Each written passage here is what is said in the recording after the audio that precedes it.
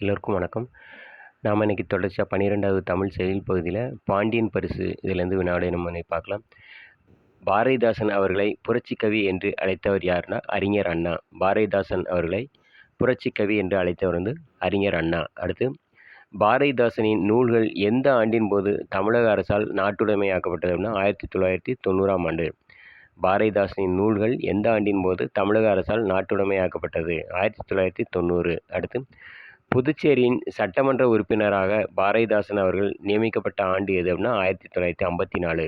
புதுச்சேரியின் சட்டமன்ற உறுப்பினராக பாரதிதாசன் அவர்கள் நியமிக்கப்பட்ட ஆண்டு எது அப்படின்னா 1954. அடுத்து, பாரதிதாசன் எந்த ஆண்டு புரட்சி கவி என்று அழைக்கப்பட்டார்? 1946.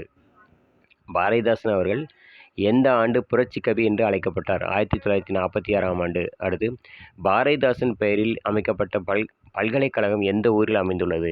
திருச்சிராப்பள்ளி. பாரதிதாசன் அவர்கள் பெயரில் அமைக்கப்பட்ட பல்கலைக்கழகம் எந்த ஊரில் அமைந்துள்ளதுன்னா திருச்சிராப்பள்ளி. அடுத்து, அன்னத்தையும் அவள் தோழி நீலியும் புயல் காற்றிலிருந்து காப்பாற்றியவர் யார் அப்படின்னா வேலன்.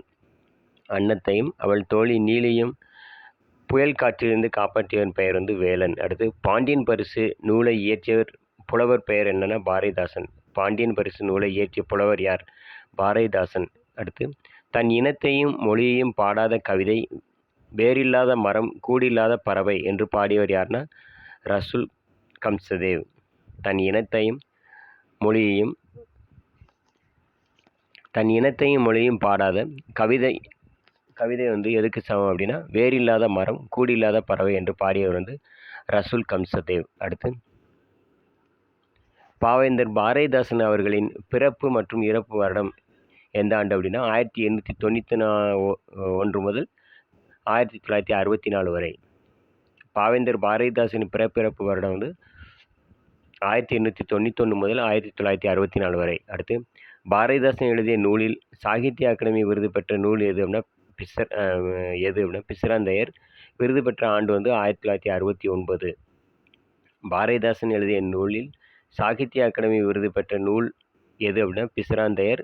விருது பெற்ற ஆண்டு 1969. அடுத்து, பாரதிதாசன் அவர்களுக்கு அவர் பெற்றோர் சூட்டிய பெயர் என்னன்னா சுப்புரத்தினம்.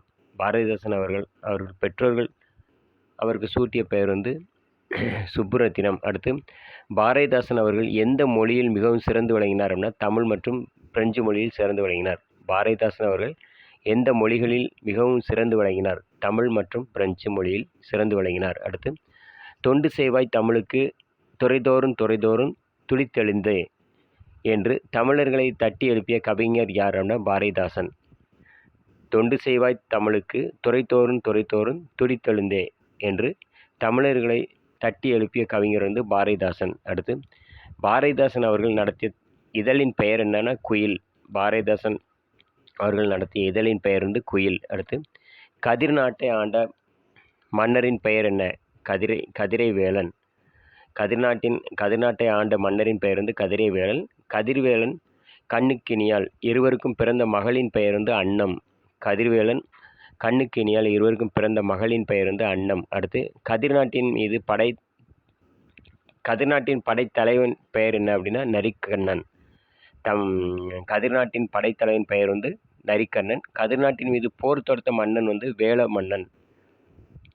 கதிர்நாட்டின் படைத்தலைவன் நரிக்கண்ணன். கதிர்நாட்டின் மீது போர் தொடுத்த மன்னனின் பெயர் வேல மன்னன்.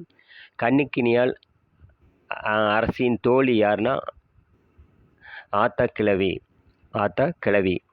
கண்ணுக்கினியால் அரசியின் தோழியின் பெயர் என்ன அப்படின்னா ஆத்தா கிழவி.